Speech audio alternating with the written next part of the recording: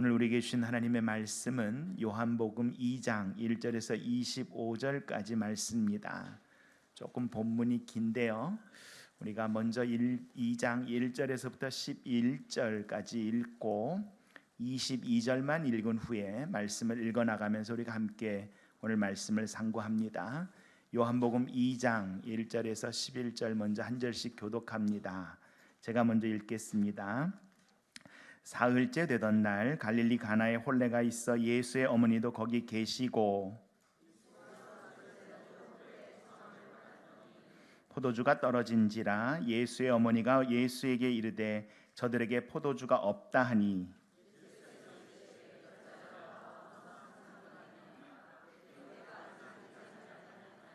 그의 어머니가 하인들에게 이르되 너희에게 무슨 말씀을 하시든지 그대로 하라 하니라.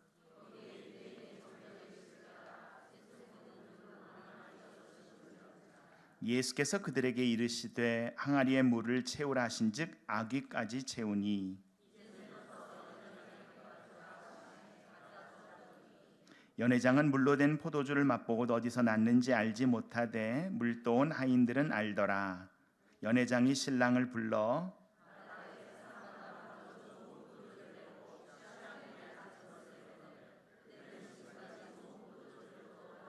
같이 읽습니다. 예수께서 이 첫 표적을 갈릴리 가나에서 행하여 그의 영광을 나타내심에 제자들이 그를 믿으니라. 아멘. 우리 22절 같이 읽습니다. 죽은 자 가운데서 살아나신 후에야 제자들이 이 말씀하신 것을 기억하고 성경과 예수께서 하신 말씀을 믿었더라. 아멘. 하나님의 말씀입니다. 아멘. 지난주에 혹시 드린 숙제 열심히 잘 하셨는가요? 예, 그래도 한 3분의 1 이상 해오셨는데 고무적입니다. 요한복음 다시 읽기 세 번째 시간인데요. 저와 여러분들이 신앙생활을 좀 하신 분들이라면 잘 아는 본문이죠. 그죠? 여러 번 설교로 들었던 본문이고 또 요한복음 2장의 말씀이지만 주로 가나의 혼인잔치만 따로 떼서 충분히 생각할 수 있을 만큼 예수님의 첫 번째 표적 이적 사건이 바로 갈릴리 가나의 혼인 잔치입니다. 그런데 이 가나의 혼인 잔치와 성결 청결 사건은 둘이 연결이 돼요. 그래서 원래는 다른 복음서에서는 예수님의 공생의 마지막에 기록한 이 성전 청결 사건을 요한 사도는 요한복음에서는 앞으로 끌어당기면서 이것을 가나의 혼인 잔치와 함께 연결시킵니다. 우리 혼인잔치, 결혼식 한번 생각해 보십시다. 참 즐겁고 감사가 넘치는 현장이지요. 한국도 이제는 서양식의 결혼을 하다 보니까 서양식 결혼의 주인공은 누구입니까? 신부입니다. 그렇죠? 서양식 결혼의 주인공은 신부입니다. 저는 결혼 주례를 많이 했는데 못생긴 신부를 본 적이 없습니다. 가끔 못 알아볼 정도로 달라진 신부를 본 적은 있어도 결혼식에 못생긴 채로 들어오신 분을 본 적이 없어요. 신부가 다릅니다. 그래서 서양 결혼식에는 신부가 들어올 때 하객들이 다 일어나죠. 그래서 신부를 맞습니다. 모든 결혼식의 체제가 신부를 중심으로 인해서 움직입니다. 그런데 동양의 결혼은 호스트가 신랑입니다. 그렇죠? 호스트가 신랑이고 결혼의 모든 과정을 준비하고요. 특히 유대의 모든 결혼은 신랑이 준비를 하는데 두세 시간 피로연을 하는 것이 아니라 한 일주일 정도를 진행을 합니다. 그리고 이 물이 석회가 많아서 근동에서는 오랫동안 이들에게 이 물이 석회가 많은 물을 먹으면 위가 천공이 되니까 그래서 이 포도주라든지 여러 가지 음료가 발달했는데 포도주는 성경에서도 우리에게 기쁨과 즐거움을 주는 것이다 라고 기록해서 이 문화 안에서 이 포도주는 결혼식에서는 빠져서는 안 되는 바로 그러한 아주 중요한 요소입니다. 여러분이 어느 지역에 가면 그 지역의 특산물이 있죠. 그죠? 그런 특산물과 음식이 있는 것처럼 마찬가지로 유대의 결혼식에서 혼인잔치에서 포도주는 빠져서는 안 되는데 오늘 이 가나의 혼인잔치에서 이 포도주가 떨어지는 사건이 벌어졌어요. 기쁨의 현장이 실망과 불만과 불평과 여러 가지 변명의 현장이 될 수밖에 없고 호스트인 신랑은 오히려 수치스럽고 이 결혼식을 준비한 사람들은 부끄러워질 수밖에 없는 그런 현장인데 이 처음의 현장, 이 첫 이적을 표적의 장소로 어떻게 바꾸시는가라는 것을 오늘 말씀을 통해서 함께 보고자 합니다. 1절 말씀 다시 한번 같이 읽을까요? 같이 읽습니다. 3일째 되던 날 갈릴리 가나에 혼례가 있어 예수의 어머니도 거기 계시고, 며칠째 되던 날? 3일째 되던 날. 예, 그래서 세 번째 날, 영어로는 the third day라고 해서 셋째 날 해서 두 날이 비어 있어요. 우리가 지난 첫 시간부터 쭉 오신 분들은 우리가 태초의 말씀이 계시니라 라고 첫날을 시작한 이후로 세례 요한이 나는 그리스도가 아니다라는 첫날의 고백이 있었죠. 그래서 하나님이 마치 천지를 창조하실 때 하나님이 주어였던 것처럼 이 요한복음은 말씀이 하나님과 함께 계셨고, 바로 이 말씀이 다시 창조를, 새로운 창조와 시작과 구원을 알리는 것으로 첫날을 시작했어요.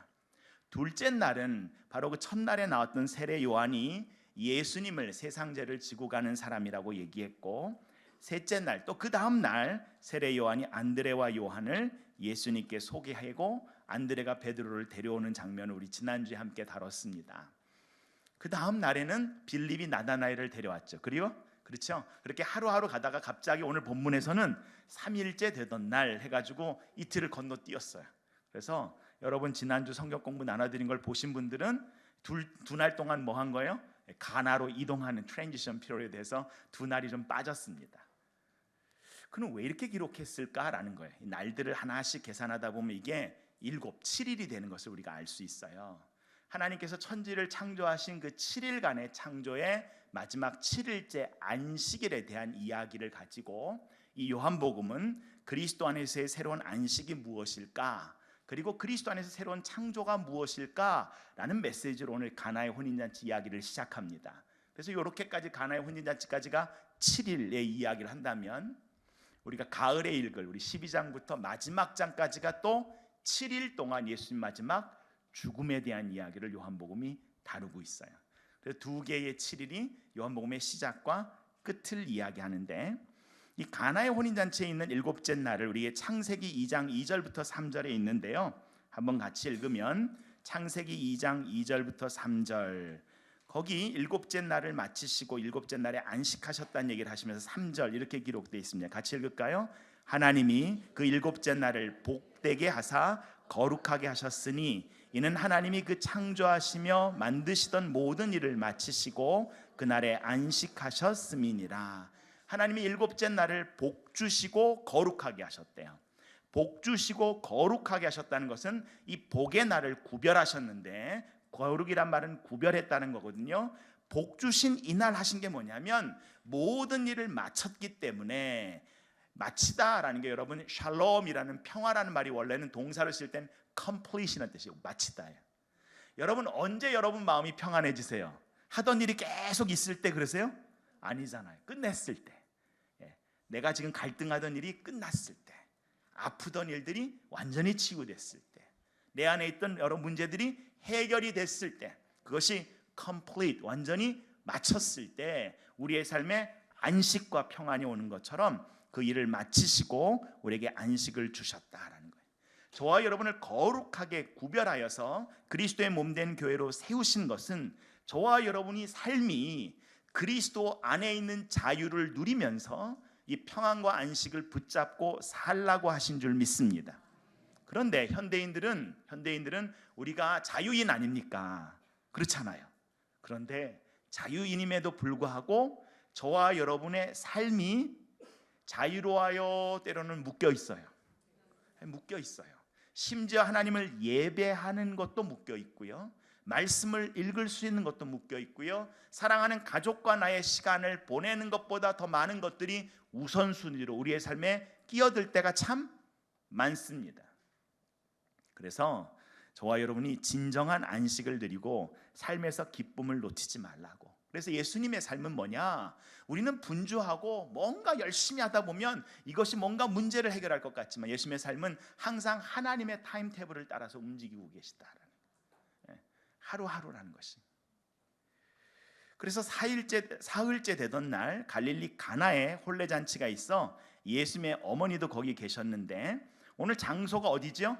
가나라는 곳입니다. 이 가나라는 곳은 우리가 두 번째 기적을 보게 될 왕의 신하를 고치는 장소도 4장 마지막 부분에 어디서 고치세요? 가나에서 고칩니다. 그래서 2장부터 4장까지는 장소적으로는 가나 투 가나예요. 그래서 가나에서 가나까지 움직이는 거예요.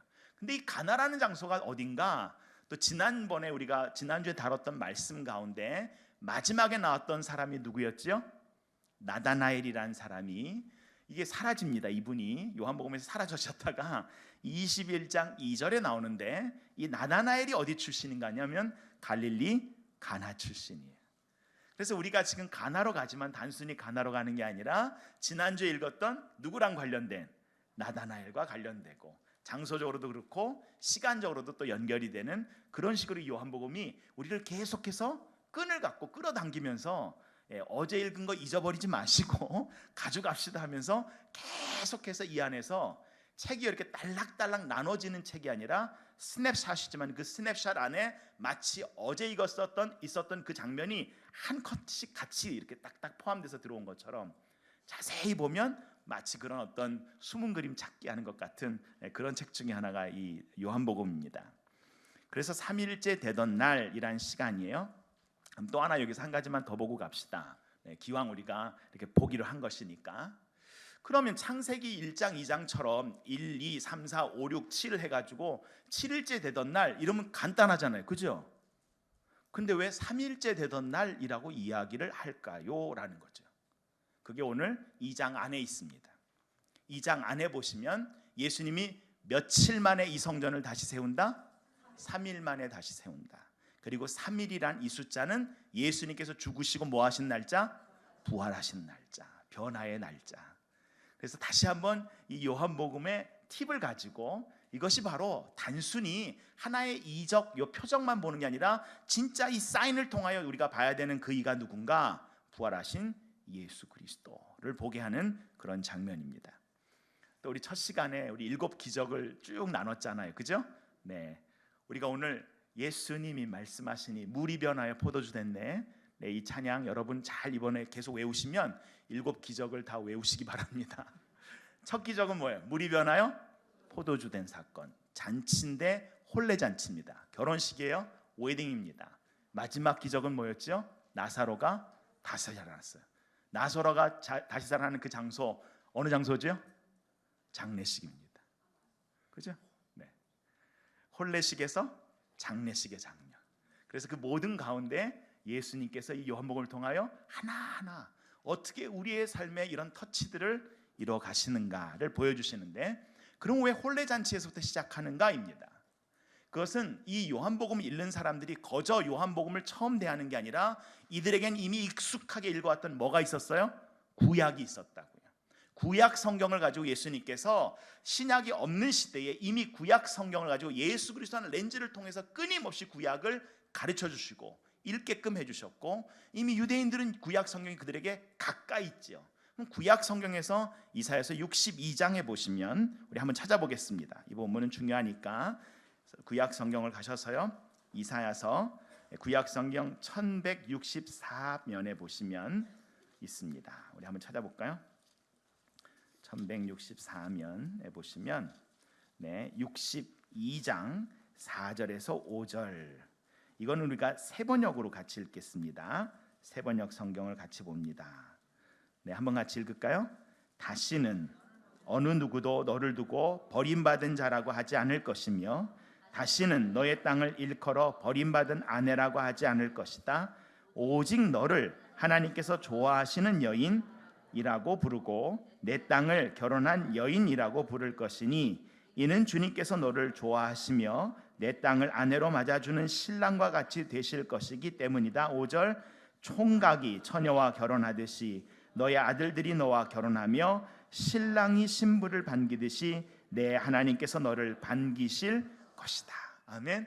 하나님과 하나님의 백성의 관계가 결국에는 성경은 어떤 장소라는 거예요? 혼인잔치와 같아야 된다. 혼인잔치와 같이 그렇게 기쁜 장소다. 그러면 성경의 마지막 끝인 요한계시록에서 요한계시록 19장에 보시면 어린 양의 혼인잔치의 초대를 받은 사람은 복되도다. 복되도다. 포도주가 떨어짐으로 결핍이 그리스도 안에서 채움으로 바뀌고 사람들에게 변명과 수치의 장소가 오히려 예수 그리스도로 말미암아 영광의 장소로 바뀌는 것이 안식이요 생명의 역사인 줄 믿습니다. 그럼 2절 오늘 본문으로 들어갈까요? 2절 말씀 같이 읽습니다. 예수와 그 제자들도 혼례의 청함을 받았더니 포도주가 떨어진지라. 예수의 어머니가 예수에게 이르되 저들에게 포도주가 없다 하니. 이렇게 됩니다. 혼례의 청함을 받았어요. 예수님과 제자들도 청함을 받았습니다.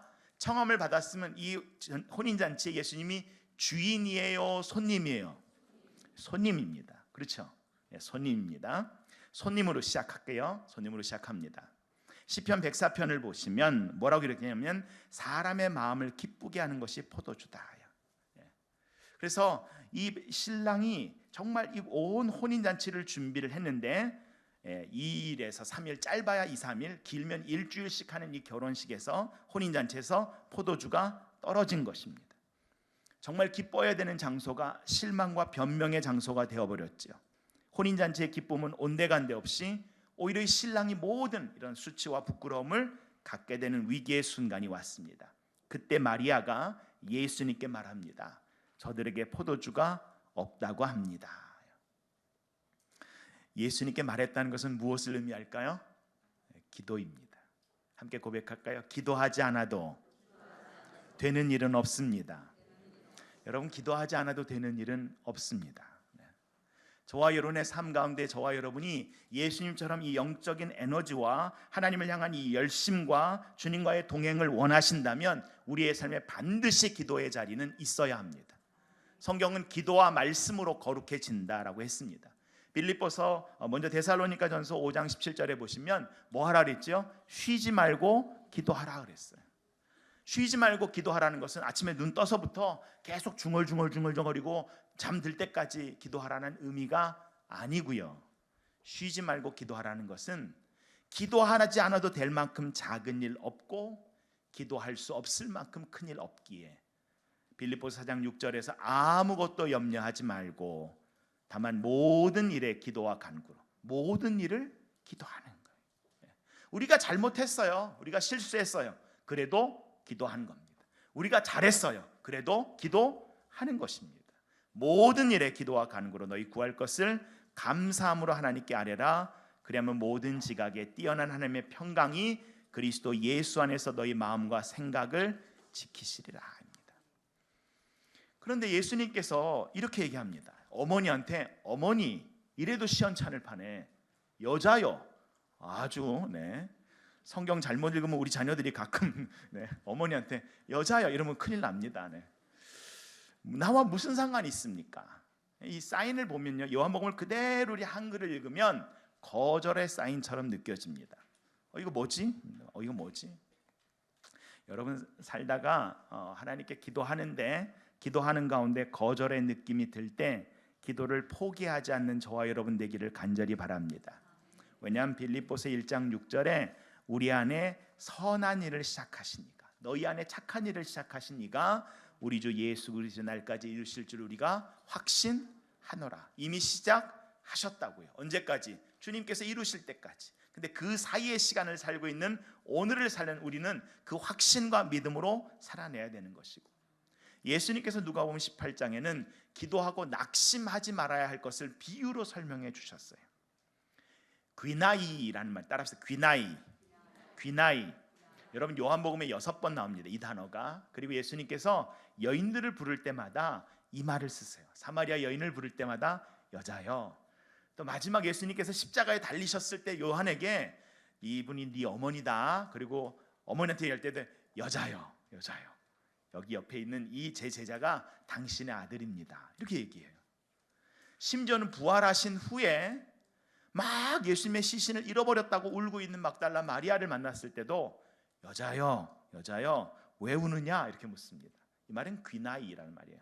이것은 상대방을 깎아내리는 게 아니고요. 헬라어로는 이건 무례하거나 냉정한 호칭이 아니라 주로 이제 귀족이나 왕이 자기 아내를 높여서 부를 때 부인이라고 부를 때라고 주로 사용하는 용어입니다.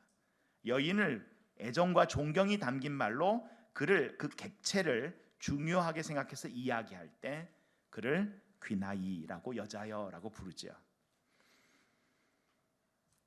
근데 그 다음 말, 나와 무슨 상관이 있나이까 내 때가 아직 이르지 아니하였다라는 말을 통해서 예수님께서 어머니의 부탁을 거절하는 뜻이 들리지만, 보세요, 예수님께서 공생애를 이제 시작하신 거예요. 그러면 예수님은 누구의 시간과 누구의 뜻에 따라 살아가는 거예요? 하나님의 시간, 하나님의 뜻이에요. 예수님은 하나님의 뜻을 알려고 하신 게 아니고요, 어떻게든 하나님의 뜻을 살려고 하셨고 행하려고 하셨다라는 사실입니다. 우리 신앙생활하면서 많은 경우 하나님의 뜻을 알고 싶어 해요. 근데 그것보다 더 중요한 것은 하나님의 뜻에 따라 살아가시는 저와 여러분 되기를 간절히 소원합니다. 이게 내 뜻대로 할 수 있는 게 아니고, 그리고 당신이 내 어머니인 줄 알지만 당신과 나는 이제 객체고 나는 누구의 아들? 하나님의 아들입니다 라는 고백이지요. 그러면서 이게 나랑 무슨 상관이 있습니까가 아니라 나는 누구의 뜻에 따라서만 행동하고 움직이신다? 하나님의 뜻에 따라서만 움직이고 행동합니다. 그런데 어머니는 5절에 하인들에게 뭐라 그럽니까? 같이 읽을까요? 너희에게 무슨 말씀을 하시는지 그대로 하라. 이거 잘못 읽으면 어머니가 예수님께 부탁했는데 예수님은 거절을 했는데 어머니가 그래도 무조건 뭐인지 알아서 하라고 이렇게 막 이렇게 푸시하는 것 같이, 막 이렇게 몰아가시는 것 같이 이렇게 들리는데요. 하실 수밖에 없도록 몰아붙이는 것이 아니라 이 마리아의 말은 예수님을 신뢰하고 예수님의 결정에 자신이 순종하는 과정인 것을 볼 수 있습니다. 왜냐하면 누가복음 18장에 기도에 대한 이야기를 하실 때 하나님은 밤낮 부르짖는 택하신 자들의 원한을 풀어주신다. 오래 참지 않으시고 너에게 속히 그 원한을 기도에 응답해 주신다입니다. 이게 하나님의 마음이에요. 요한복음을 읽을 때 아주 중요한 게 또 하나 여기서 나옵니다. 앞으로 이게 반복되니까 오늘 좀 짚고 넘어가십시다. 예수님께서 뭐라 그러셨냐면 조금 전에 여자여 라고 하시면서 나와 무슨 상관이 있나이까, 뭐가 아직 이르지 않았다고요? 내 때가 이르지 않았다고요. 요한복음 반복해서 이 때에 대한 얘기를 합니다. 요한복음 7장 8절에 내 때가 아직 차지 않았습니다. 9장 30절에 사람들이 예수님을 죽이려 하지만 때가 아직 이르지 않아서 그러지 못한다. 심지어 성전의 헌금함 앞에서도 잡는 사람이 없는데 아직 때가 이르지 않았다. 그래서 여러분, 우리가 요한복음을 계속 읽다 보면 이 때가 반복되는데 12장 23절에 가서야 때가 왔도다라고 얘기합니다. 그럼 이 때는 무슨 때예요? 예수님이 십자가에 달리실 때를 말해요. 지금 이 가나의 혼인잔치에서 예수님 뭔가 기적을 행할 그때가 아니라 하나님의 타임테이블에 따라 예수님이 이 땅에 오신 것은 목적이 뭐예요? 기적 베풀고 몇 명 고치고 모든 사람 앞에 와 대단하다 이거 하다 가시려는 것이 아니라 무엇을 위해서 오셨다? 인류의 구원을 위해서 오셨고 죄로 인해서 죽을 수밖에 없는 모든 사람을 살리는 바로 그 사건, 그 하나님과 함께 그 일을 위해서 오셨다라는 거예요. 그럼에도 불구하고 예수님이 분명히 하나님의 뜻을 아시는데 하나님의 뜻을 이뤄가는 과정이 예수님이 쉽습니까? 어렵습니까? 어렵습니다. 땀이 핏방울이 될 정도로 그 뜻을 붙잡아내려면 내 자신, 내 육체가 생각하는 편해지려는 것, 내가 생각하는 나의 사고방식, 내 경험 이것들을 끊임없이 내려놓지 않으면 어렵다라는 거예요. 그런데 6절에 오늘 본문이 이렇게 기록하고 있어요. 6절 같이 읽을까요? 거기에 유대인의 정결 예식을 따라 두세 통 드는 돌 항아리 6이 놓여 있는지라. 이제 이 포도주가 떨어진 이 집에 돌 항아리 6이 놓여 있었대요. 우리 지난주에 예수님을 하나님의 아들이라고 고백하는 6명에 대한 이야기를 나눴었죠. 그죠? 그때 세례 요한, 그 다음에요 세례 요한의 제자인 안드레와 요한, 그리고 안드레가 데려온 베드로, 빌립과 바돌로메. 그래서 6명이었어요. 그죠? 그런데 우리가 마태, 마가, 누가를 같이 읽어보면 예수님께서 이 사건이 있은 후에 제자들을 부르십니다. 베드로와 안드레를 같이 부르시죠. 그렇습니다. 그리고 야고보를 부를 때, 요한을 부를 때 누구도 같이 불러요? 세베대의 아들 야고보와 요한도 같이 부르세요. 근데 여러분 요한복음을 읽어보시면 한 번도 야고보와 요한의 이름은 나오지 않습니다.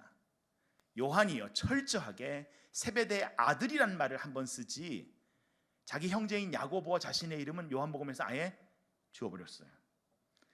여러분, 유대인의 특징은요, 생명책인 성경에 어떻게든지 자기의 이름이 들어가면 이 성경 안에서 내가 구원을 얻었구나, 이 생명책에 내 이름이 기록됐구나 라고 아는 사람들이 이들의 삶인데, 그래서 역대상을 읽어보면 9장에 걸쳐서 그들이 족보를 기록하는 사람들이 바로 이 사람들인데, 자신의 정체성을 위해서 그렇게 가는 사람들인데, 왜 요한은 자기의 형제 야고보와 자신의 이름을 뺐을까요? 그게 바로 예수님께 배운 거예요. 예수님은 하나님의 뜻이, 하나님이 이 일을 이루실 것에 대해서 예수님이 확인하거나 그럴 것이다 라는 신적이 있어요, 없어요? 없어요. 예수님은 하나님은 하나님의 일을 하실 거를 확신하고 가세요. 물을 갖다 부어라, 그 다음에 어떻게 해요? 아구까지 찼으면 갖다 줘라. 야, 내가 맛 좀 보자 이러지 않으셨어요. 예수님이 가시는 그대로. 그럼 요한과 야고보도 뭐예요? 내 이름이 생명책에 기록되든 기록되어 있지 않든 예수를 주로 고백하는 내 안에 영생은 이루어진 줄 내가 믿습니다. 아멘. 때로는 내 이름 석자가 하나님의 생명책에 기록되어 있다는 것이 얼마나 큰 위로가 되는지 몰라요. 그런데 더 큰 것, 그것조차도 우리의 믿음이 없다면 그냥 글자 색자일 줄 믿습니다. 우리 안에 그리스도로 말미암는 믿음이 있게 되는데요. 그래서 여기에 물 6항아리는 물이 변하여 포도주로 바뀌는 이 6항아리, 물을 담는 6항아리는 처음에 예수님이 제자를 뽑을 때 6명을 뽑잖아요. 베드로와 안드레, 야고보, 요한, 빌립과 나다나엘, 바돌로메. 이들 안에 물이 담겨 있었다고요. 이 물이 두세 통 드는 물인데 한 500에서 600리터 정도의 물을 담는 양이에요. 그런데 주님께서 거기 갖다 부으라 그랬습니다. 종들에게 여기다 물을 채우라 그랬어요. 이 물 부은 다음에 포도주로 바꾸라고 예수님이 하신 적 없어요. 그런데 재밌는 거 보십시다. 이 종들이 어디까지 채우더라? 아구까지 채우더라.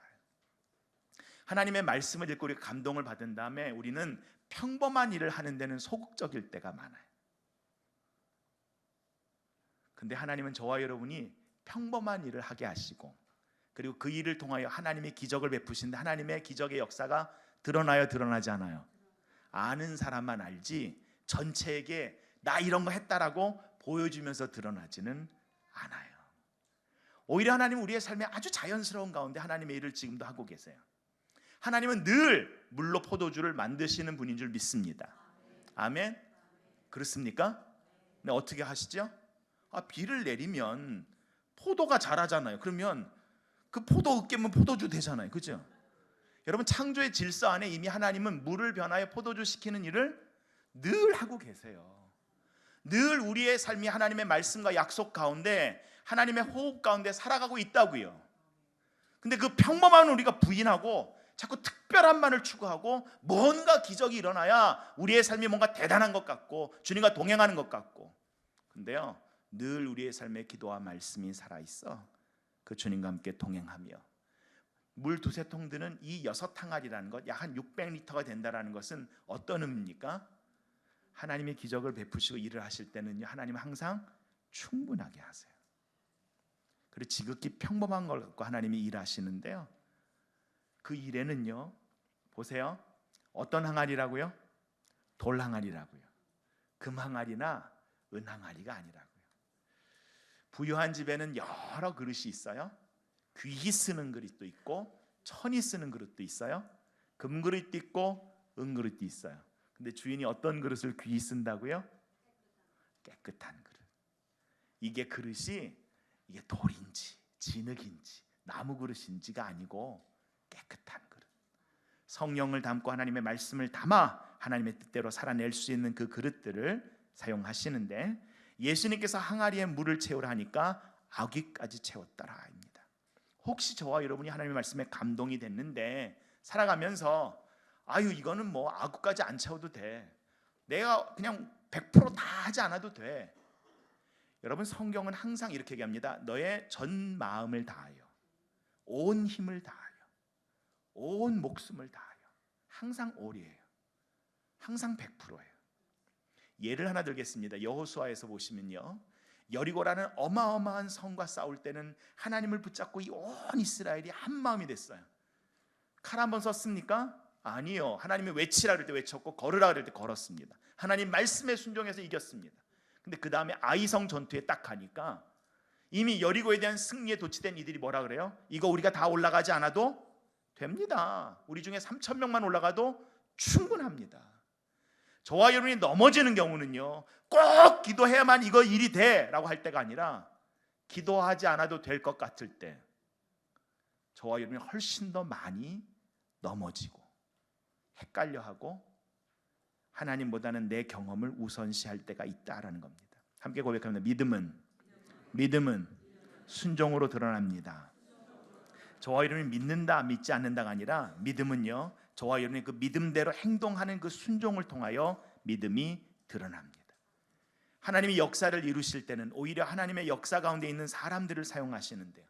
여러분 오병이어도 보십시오. 예수님께서 그 물고기 보리떡 5개와 물고기 2마리를 가지고 축사하시잖아요.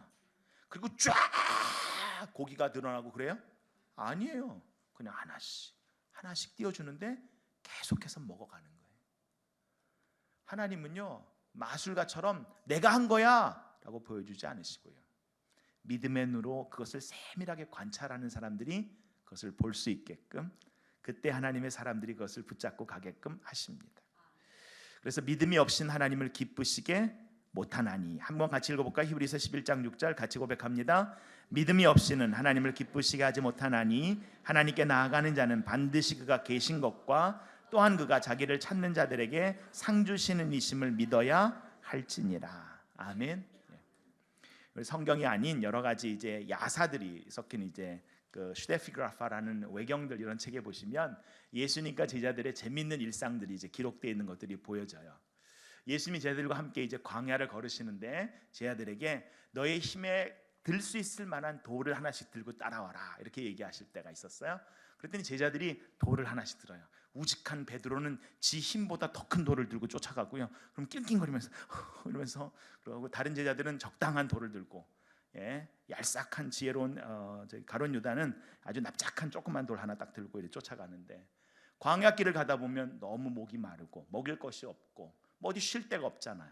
주님께서 나무 하나를 만났을 때 그 나무 밑에서 다 앉혀놓고 축사하시고 돌이 떡이 되게 해가지고 먹으라 그러니까 베드로는 남도 넘겨줄 만큼 열심히 먹고, 근데 가룟 유다는 그거 보다가 이게 한 입도 안 되니까 또 불평이 대빨 나왔죠. 또 길을 가는데 이번에는 주님께서 네 손에 쥐어서 던질 만한 돌을 잡으라 했더니 가룟 유다가 내가 또 속을 줄 알고 그래가지고 이제 큰 돌을 쥐었어요. 큰 돌을 쥐고 쫓아갑니다. 베드로는 또 우직하니까 주님께서 말한 대로 손에 쥘 만한 돌을 잡고 또 가는 거예요. 그때 이번에는 나무 밑에 가서 저 과일에서 돌을 던져서 과일을 따자 이러시는 거잖아요. 때로는 우리는 우리의 계획과 우리의 경험에 따라서 계속 살아요. 계속 하나님께 기도한다고 하면서도 내 머리로 이해돼야 그 다음에 움직이지, 믿음으로 순종하는 경우를 보기가 쉽지 않습니다. 곽선희 목사님이 어릴 때 할아버지한테 들었던 이야기래요. 이북에서 그 지역에 있었던 이야기라는데요, 그 지역에 유명한 어떤 부자가 그 옛날에, 그때는 이제 하인들이 집에 있었잖아요. 여러 하인들에게 정말 새벽부터 저녁까지 일을 시키니까 하인들이요 막 늘 불평이 많았대요. 그러다가 한 번은 이분이 한갑을 맞았는데 주인이, 하인들이 오늘은 풍성히 먹고 쉬겠구나 싶었는데 그 주인이 그러더라는 거예요.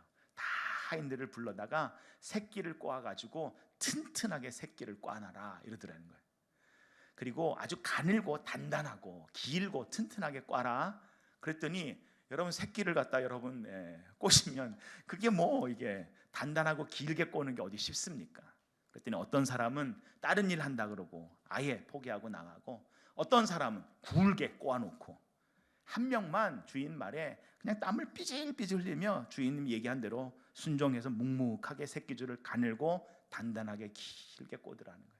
잔치가 다 끝나고 주인이 하인들에게 불러서 내가 이렇게 한갑을 한평생을 살 수 있게 한 게 참 은혜인데 너희들이 이제는 자유롭게 가서 살아라. 그러면서 니들이 아까 꼰 그 새끼줄 갖고 와서 가져갈 수 있을 만큼 엽전을 꼬아서 가져가라. 그랬더니 한 명만 자유를 얻어서 떠나더라는 거예요. 우리는 주인의 생각은 안 해요. 주인이 뭘 할지에 대해서는 고민이 없고, 이게 내게 익숙하고 내게 좋은가에 모든 것을 놓치게 될 때가 있다. 근데 오늘도 우리 함께 찬양할 것이 그의 생각 보면 때로는 하나님의 생각 셀 수 없고 하나님의 계획이 무엇인지 몰라도 우리 하나님은 저와 여러분을 누구보다 정확하게 알고 계시고 가장 깊이 이해하시며 절대 포기하지 않으시고 쉬지 않고 지켜보고 계신 하나님이신 줄 믿습니다. 물이 변하여 포도주가 되는 것을 본 사람이 누구예요? 일한 사람이에요. 일한 사람이에요. 여러분 하나님의 기적을 여러분의 삶에서 맛보고 싶다면요, 하나님의 일을 시작하십시오. 그 말씀에 순종해서 그 일을 하면 여러분이 때로는 그냥 지나간 것 같은데 돌아보면 아, 이게 하나님의 은혜였구나, 하나님이 나와 함께해서 이 일을 할 수 있게 하셨구나 라는 거예요. 그래서 오늘 본문 9절에 이렇게 기록되어 있는데요, 한번 같이 읽습니다. 9절 말씀 같이 읽을까요? 연회장은 물로 된 포도주를 맛보고 어디서 났는지 알지 못하되 물도온 하인들은 알더라입니다. 누가 알더라? 물도온 하인들은 알더라요. 알아야 되는 연회장은 모르고 오히려 물도온 하인들이 아는데 연회장이 뭐라고 하는가 보십시다. 10절 같이 읽을까요? 연회장이 신랑을 불러 말하되 사람마다 먼저 좋은 포도주를 내고 취한 후에 낮은 것을 내거늘 그대는 지금까지 좋은 포도주를 두었도다 하니라입니다. 여기에 보시면 지금까지 좋은 포도주 말하니까 아까보다 지금 포도주가 더 좋다는 말이구나 라고 하지만 여러분 영어로 보시면 전혀 다릅니다. You save the best until last year. 너는 지금까지 최상품을, 최고를 지금까지 어떻게 이렇게 세이브할 수 있었냐라는 것입니다. 여러분 우리의 익숙한 세상의 삶과 지금까지 삶의 여러 가지 습관들을 보시면요, 처음에는 다 좋아요. 심지어 신앙생활도 처음에는 좋아요. 근데 시간이 지나면 지날수록 입에서 불평이 나오고 정말 하나님의 은혜로 시작했는데 그 은혜가 아니라 이제는 내가 한 건데 라는 이야기가 절로 나오게 되는 경우가 있습니다. 근데 하나님의 일은 달라요. 하면 할수록 좋고요, 살면 살수록 좋고요, 그 끝이 가장 좋을 줄 믿습니다. 저와 여러분을 거룩하게 하셨어요. 우리를 거룩하게 하시고 구원하신 그분이, 우리를 의롭다 하시고 불러주신 그분이 거룩하게 하시고 마지막엔 어떻게 하신다고요? 영화롭게 하실 줄 믿습니다. 하나님은 그러시다고요. 이 가나의 혼인잔치 안에는 여러 가지 많은 디멘션들을 담고 있어요. 그래서 시편 기자는 126편에 이렇게 고백합니다. 126편 5절과 6절인데요 한번 5절 같이 읽어볼까요? 눈물을 흘리며 씨를 뿌리는 자는 기쁨으로 거두리로다. 처음에는 눈물을 흘리며 씨를 뿌리고 이것이 내 머리에 이해되지 않지만 결론은 뭐예요? 기쁨으로 거두게 될 거라고요. 오늘 아까 함께 찬양한 것이 주께서 베푸시는 구원의 기쁨을 내게 회복시켜 주시옵소서. 여러분 세례 요한이 물로 씻는 것 가지고는 안 된다는 걸 알았어요. 그래서 내 안에 변화가, 성령의 변화가 있어야 된다는 것을 누구보다도 가장 잘 알았던 사람이 세례 요한이에요. 물 가지고 씻는 것 가지고는 안 되더라는 거지요. 그래서 성경은 뭐냐? 내 안에 구원의 기쁨이 회복되고 내가 자발적인 마음으로 주님과 동행할 수 있도록 주님 나를 붙잡아 주시옵소서. 그래서 예수님께서 요한복음 7장 38절에 이렇게 기록했습니다. 우리 한번 같이 읽을까요? 나를 믿는 자는 성경이 말한 바와 같이 그의 배에서 생수가 강물처럼 흘러나올 것이다. 아멘. 아멘입니다. 영국의 시인 바이런이요, 요한복음 읽다가 이렇게 고백했어요.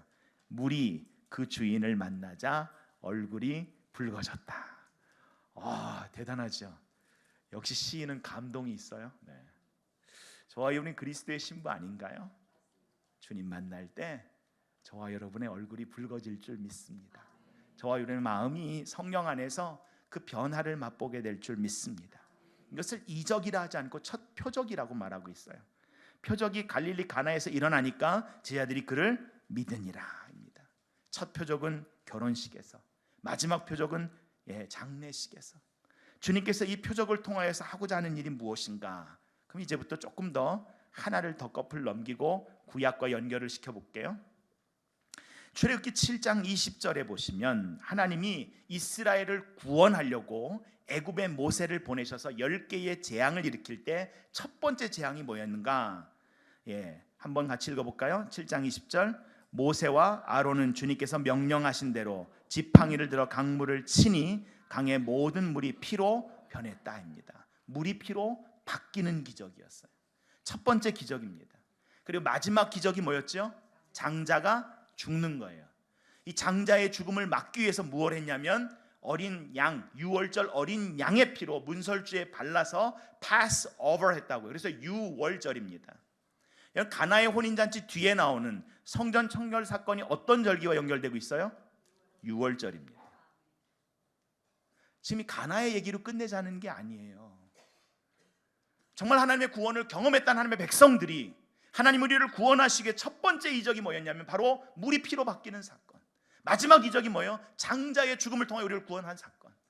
그 사건을 우리가 믿고 살았다고 하는 그 하나님의 백성들도 지금 여전히 하나님의 성전에서 하나님을 예배하는 것이 아니라 이익을 추구하고 그렇게 살아가고 있는 것들을 보면서 다시 한번 예수님께서 물이 바뀌어서 포도주로 되는 사건은 단순한 그냥 물이 변화된 사건이 아니라 하나님이 구원을 시작하셨다.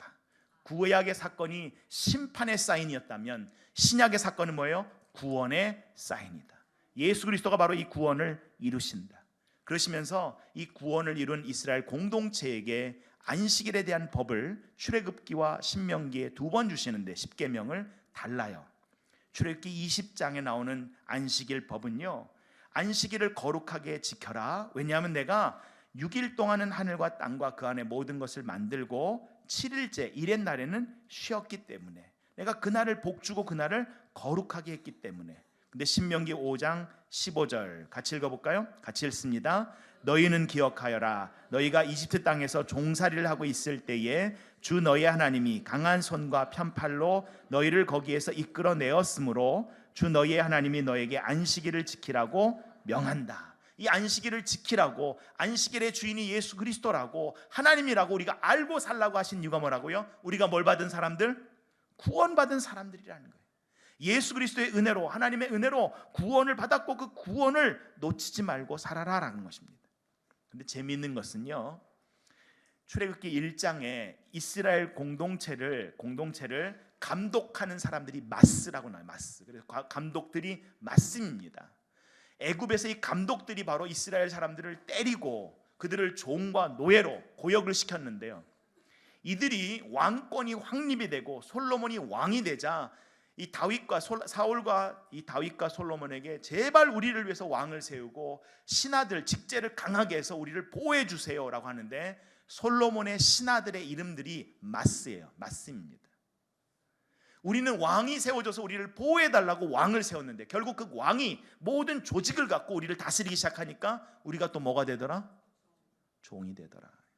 종이 되더라. 우린 내 안정을 추구하고 살았는데 안식을 누리고 자유를 누리고 그리스도 안에서의 삶을 사는 것이 아니라 우리는 계속해서 결핍의 삶을 살더라.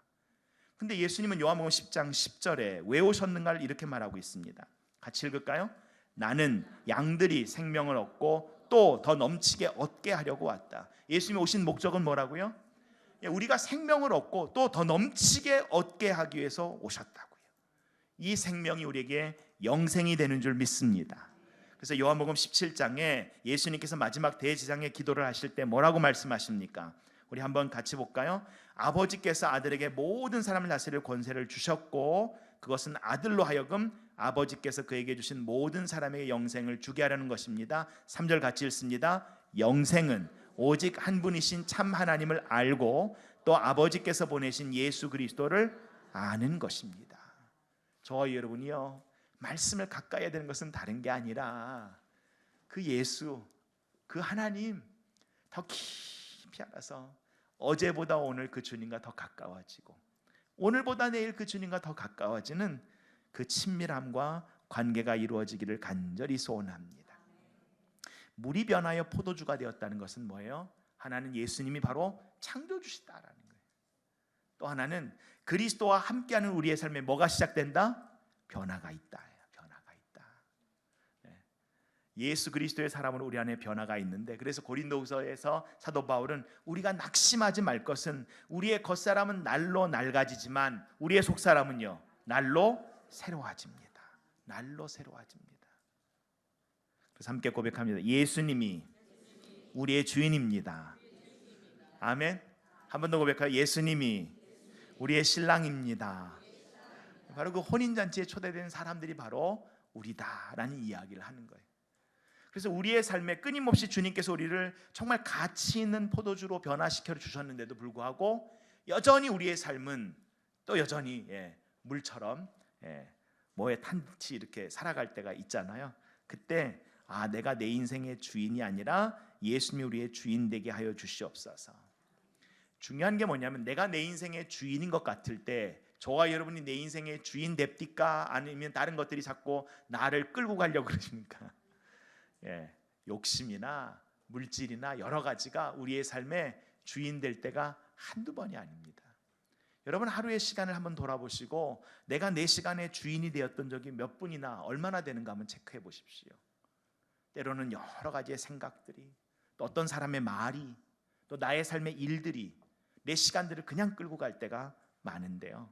늘 약속의 말씀을 붙잡고 예수 그리스도를 주인으로 우리의 삶에 그 주님과의 동행을 놓치지 않기를 간절히 소원합니다. 좀 말씀을 더 뒤에 풉니다. 그래서 6월절이 가까우니까 가버나움으로 가셨다가 예루살렘으로 움직여 가십니다. 그래서 예루살렘에 가신 예수님께서 성전 안에서 소와 양과 비둘기 파는 사람들을 보셨어요. 돈 바꾸는 사람들을 봤습니다. 그래서 주님께서 노끈으로 채찍을 만들어요. 아니 우리 겸손하신 주님이 정말 화를 내도 엄청 화를 내십니다. 양이나 소를 다 성전에서 내쫓고 심지어 16절에 비둘기 파는 사람들까지 내쫓습니다. 여러분 양이나 소는 부유한 사람들이 그거 제물로 바치려고 사는 거지만 비둘기는 주로 누가 사는 거예요? 가난한 사람들이 사는 거예요. 근데 예수님이 왜 이러셨는가요? 왜 이러셨는가? 원래는 이 성전에서 약 한 20km까지 떨어진 사람들은 자기 짐승을 갖고 와서 제사를 드릴 수가 있었어요. 그보다 멀면 갖고 오는 동안에 짐승이 상처를 입으면 온전한 제물만 드려야 되니까 상처 입은 것은 못 드리잖아요. 그러니까 한 15km, 그러니까 한 20km 안에 있는 사람들은 정성스러워 갖고 오는데 갖고 오다가 애가 노끈에 여기가 상처가 생기든지 이러면 제사장들이 빠꾸를 놓는 거예요. 그래서 제사를 못 지내니까 제사장들이 그 상처 입은 짐승을 받고 온전한 것으로 바꿔줘서 제사를 지내게 해준 좋은 데서 출발한 겁니다. 돈 바꾸는 것은 왜 바꿨냐? 로마의 돈들은 어떻게 돼 있어요? 다 황제의 흉상이 그려져 있어요. 그리고 황제는 다 그들이 신이라고 얘기하니까 우상과 거짓 신이 그려진 그 돈으로 성전세를 낼 수가 없잖아요. 그래서 그 돈들을 바꿔준 거예요. 그런데요, 성전 밖에서 비둘기를 구입하는 것에 10배까지 예수님 당시엔 치솟았고요. 그리고 성전세도 프리미엄이 붙어서 2배 이상은 줘야지 바꾸고요. 다른 데서 구입해 오면 제사장들이 빠꾸를 나서 제사를 드릴 수가 없게 되는 상황까지 가게 되는 거죠.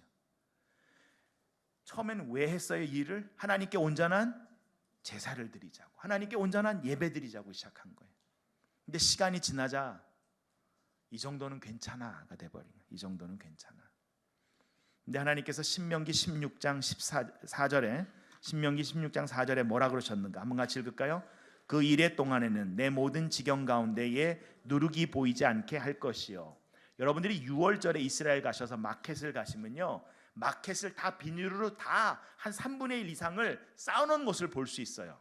왜냐하면 모든 누룩이 들어간 제품은 혹시 몰라서 구입할까봐 그것을 다 포장을 갖다가 아예 그 컨테이너를 전체를 갖다 싸버렸어요. 랩핑을 해버렸어요. 그런 이들인데 하나님이 그 이래 동안, 이 6월절 기간 동안은 누룩을 보이지 않게 하라 그래서 누룩은 그렇게 잡는데 실제로 내 삶에 이익이 되는 현장에서는 지금 뭐 하고 있는 거예요? 예배를 방해하고 하나님의 집을 기도의 집이 아니라 오히려 강도의 구렬로 바꾸고 있었다는 거예요. 예수님이 화를 내신 것은요, 저와 여러분이 신앙인으로 살아도 정말 정확하게 화를 내야 될 때는 화를 내야 된다입니다. 좋은 게 좋은 것이 아니라 아닌 것은 아니라고 정확하게 이야기해야 한다는 것입니다. 신앙인으로 사니까 모든 사람을 다 포용하고 괜찮다라고 얘기할 수 있는 게 아니라 정말 목에 칼이 들어와도 하나님의 말씀이 아니라는 것은 아니다라고, 이것은 그만해야 된다는 것은 그만해야 된다라고 선포하고 외쳐야 된다는 것이죠. 다른 사람에겐 잘 외치는데 그거보다 누구한테 외쳐야 되는가? 나 자신에게. 이 말씀이 내게 주님 아닌데요, 아니라고 하면 내게 그 말씀을 선포하고 여호와의 전을 향한 열심이. 왜 그래요? 저와 여러분이 누굽니까? 저와 여러분이 성령의 전인 줄 믿습니다. 죄인인 우리의 심령에 성령께서 임재하시고 우리를 성령의 전으로 세우셨어요. 하나님의 임재의 장소입니다.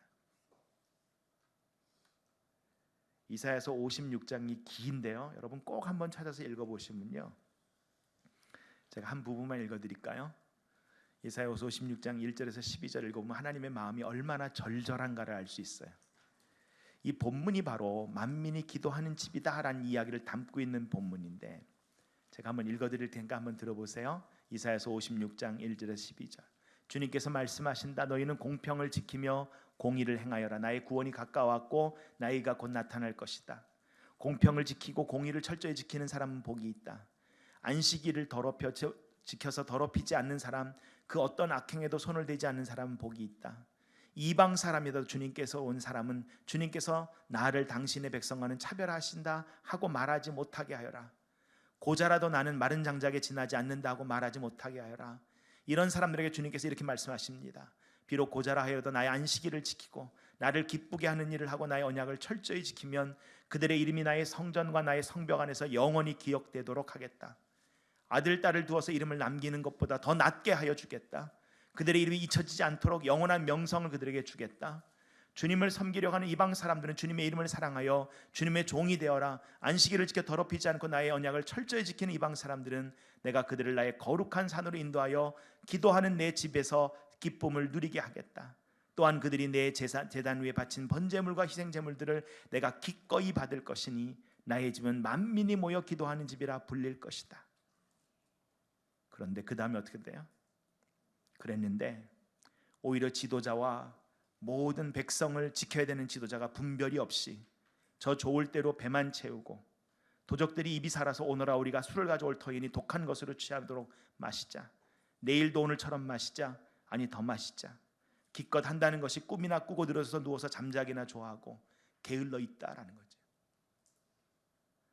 주님께서 구원의 역사를 이뤄 가시는데 가장 그 구원의 하나님의 역사에 예민해야 되고 가장 가까이 있어야 되는 사람들이 지금 그 구원의 시작인 물이 피로 바뀌고 마지막 장자의 죽음을 예수 그리스도께 오셔서 물이 포도주로 바뀌고 그리고 마지막 장자의 죽음에 대한 유월절 사건을 선포하고 있는 현장에서 하나님께 기도하고자 하는 자, 예배자고 하는 자를 그들의 앞을 막고 있는 것이 오히려 교회의 지도자들이 되고 종교 지도자들이 되니까 주님께서 그만하자입니다. 그만하자.